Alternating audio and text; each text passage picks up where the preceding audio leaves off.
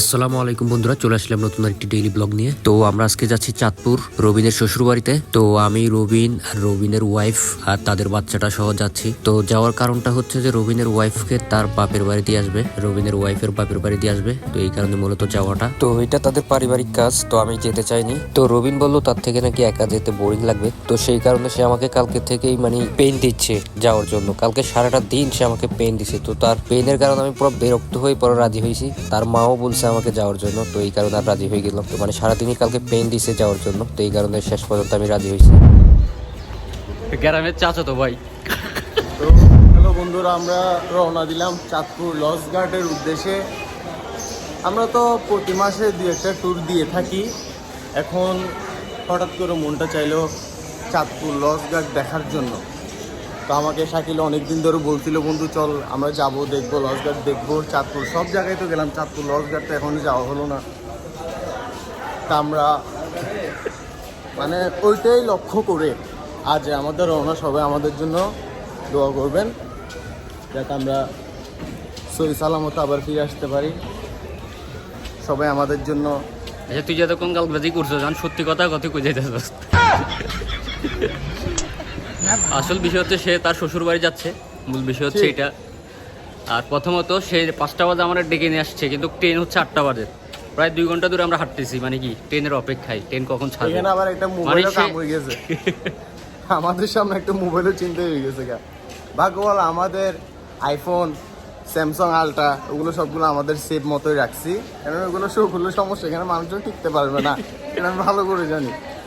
এই কারণে আমরা খুব সেভে আনছি। জাস্ট আমার এই পোকোটা আমি হাতে রাখছি আর কি। তো এই নেক্সট ভিডিও করতেছি আমরা স্টেশনে বসে।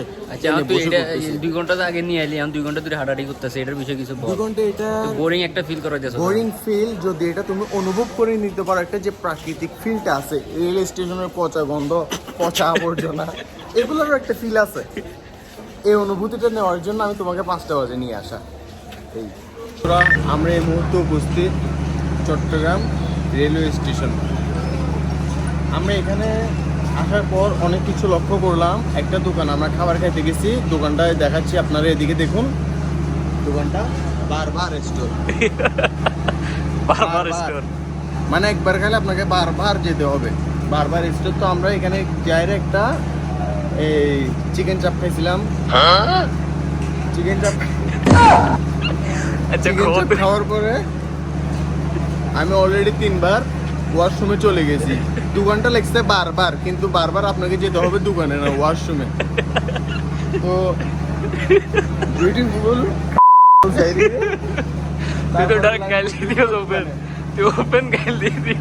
তারপরের লাইন বলতেছি ওই দোকানে। তারপর কোন দোকানের বিষয় কবি তাড়াতাড়ি কওয়া বেড়া। এটা কি আনি ফুড পান্ডা না? আচ্ছা, টেলিকম সব সাপটাপ যা হবে হোক। এই দোকানেও খাইছিলাম, এই দোকানে একটা ঠান্ডার জন্য ঢুকছিলাম আমরা। তো ঢুকে এখানে যা দেখলাম, ফকির তাকাই আছে আমাদের দিকে। তো আমরা আই ডোন্ট কেয়ার, ওতে আমাদের কোনো কিছু যায় আসে না। ফোর মিসকিন অনেক আছে, আপনারা দেখুন, হাজার হাজার লাখো লাখো ফোর মিসকিন এখানে পড়ে আছে। আচ্ছা আচ্ছা, একটা জিনিসের অপেক্ষা, আমরা কখন 2টা টাকা এভাবে বিলাবো। যখন অ্যামাউন্টটা ঢালা শুরু করবো, তখন সব ফকির নিয়ে চলে আসবে। দেখুন ফকির নিয়ে কিভাবে তাকাই আছে আমার দিকে। এই তো দেখুন ভাইদেরকে, ফকির নিয়ে। এই দেখুন সানগ্লাসওয়ালা ভাইরা, দেখুন এটা হচ্ছে কলেজের আপুরা।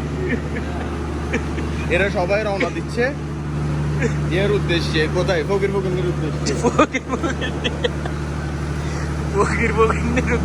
যেকোনো কিছু বিষয়টা করে দিলে না, আমি তারপরে সার্ভ এক্সেল দিতে পারি। বিষয়টা আগে চাই আমার। আর বেশি সময় নেই, চলে যাচ্ছে। আর বেশি সময় নেই, আমরা ভার্সিটির উদ্দেশ্যে চলে যাচ্ছি। ভার্সিটিতে আমাদের আছে ভাই বন্ধুরা, সবাই আছে এখানে, দেখতে পাচ্ছেন আপনারা। ইতিমধ্যে যাই ইউটিউবার বহুত বড়, কিন্তু আমাদের ছোটখাটো এখানে ফকির সাথে দেখা করতে আসছে, এটা কাউকে বলার প্রয়োজন নেই। এখানে আপনারা দেখতে পাচ্ছেন হাজারো হাজারো লাখো মানুষের ঢল সিলেটের উদ্দেশ্যে। এই মাত্র সিলেটের উদ্দেশ্যে দেখুন আমার বোনকে, খালতো বোন এটা আমার, আর এটা আমার মামতো বোন। হ্যাঁ, এটা আমার মামতো বোন, সুন্দর নাই তারপরও বানাইছি। তো এদেরকে আমি অনেক আগে থেকে চিনি। সাগরিকা এক্সপ্রেসের উনি সাগরিকা এক্সপ্রেসের আপনারা দেখতে পাচ্ছেন আমি হচ্ছে একটা বুয়া সাংবাদিক, সরি এটা আমার গার্মেন্টসের কাজ, এটা হচ্ছে একটা বুয়া সাংবাদিকের কাজ, আমি একটা বুয়া সাংবাদিক। এখানে সবাই মনে করতেছে আমি অনেক বড় একটা কিছু, কিন্তু আসলে তা না, আপনাদের ভিডিওর মধ্যে বলতেছে আমি বুয়া অন্য কিছু। তো আমরা এখানে বসার জন্য কোনো প্লেসে পাচ্ছি না, তো আমি আমার মামার সাথে কন্ট্যাক্ট করলাম, মামা বলতেছে আমি অফিসে আছি তুমি আসো। তো আপনারা দেখুন এখানে মানুষের ঢোলটা আগে দেখুন। মামার অফিস কোনটা? হ্যাঁ এই তো মামার অফিস। এটা তো মামার অফিস, বেটা এটা তো কি yard master office. Yard master এটার সংক্ষেপে আমি বুঝাই বলবো। এটা তোর মামা হয় কেমনে বেটা? এইসব মানুষের কারণে আমরা এখানে বসতেই পারতেছি না। তো এখন আবার আমার দিকে আসুন। কারণটা হচ্ছে এখানে আমি আপনাকে সর্বপ্রথম বুঝাচ্ছি, ওয়ার্ড মাস্টার অফিস। আমার মামা 2-3 বছর আগে একবার হার্ট ব্লক হয়ে গেছিল। ব্লক হওয়ার পরে অফিসের মালিক খুঁজে পাচ্ছে না। এবার তোর মামা, তার মামু, তোর মামু মামুর ওয়ারলেস আছে আমার মামার, ওই ওয়ারলেস দেখুন, এটা আমার মামা। আপনি দেখবেন ওখানে ঢুকবে, আমি আমার মামার সাথে কথা বলবো। ওই কাল রাতে নগরী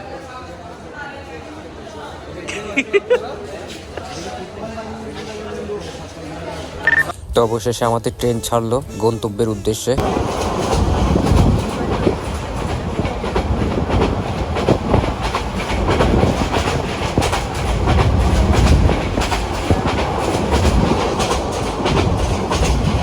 তো আমার সিটটা পড়েছিল এক রমণীর সাথে। তো তাকে দেখে আমার সেই পছন্দের রবি ঠাকুরের কবিতাটির কথা মনে পড়ে গেল।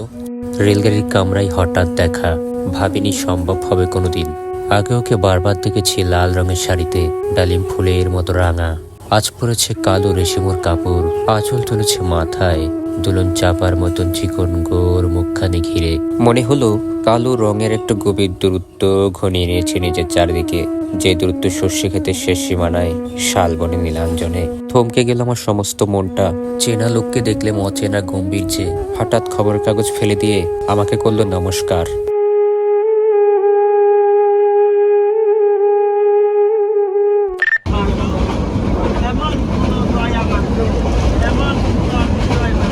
তো চলে আসলাম লাকসামে স্টেশন। তো এখানে আমরা কিছু খাবার জন্য স্টেশনে নেমে পড়লাম। সে কুখ্যাত বিখ্যাত আমার মামু, আমি ওই যে মরে গিয়ে 3 বছর আগে দেখছিলাম আর মই বেড়ে, এখনো আছে আর মই ভাইজও আছে। আজ থেকে আমি 3 বছর আগে এই লাকসাম থেকে কুমিল্লা লাকসাম স্টেশনে এটা পাওয়া যায়। মামুর চেহারাটা দেখেন, মুখ গোল।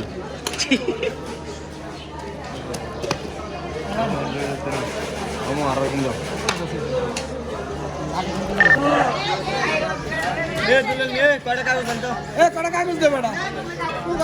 তো চলে আসলাম রবিনের শ্বশুর বাড়িতে। তো আমরা চলে আসলাম আমরা শ্বশুর বাড়িতে গিয়ে কি আনতে তো কিছু কিছু স্বীকার করতি না। এই যে আমরা চলে আসলাম রবিনের শ্বশুর বাড়ির কি পুকুর কাটে। তোর পছন্দের কি হলো যে বাস্তব এবার কই যাই, তাহলে কি কার পুকুর গাড়ি বুঝা তুই? আরে পুকুর কার মধ্যে কড়াইছিস তুই বুঝা? রে তুই কার বাসাত টুরে টুরে তোর কে জায়গা দিব পুকুর পারে কষে? মানুষ তো মানুষের জন্য। তো এইখানে জামাই আপ্যায়ন করা হচ্ছে তাকে, দুপুরের খাবার খাচ্ছে রবিন। তো আমাদের কাজকর্ম সব শেষ, তার বউকে আমরা নামাই দিয়ে যাচ্ছি।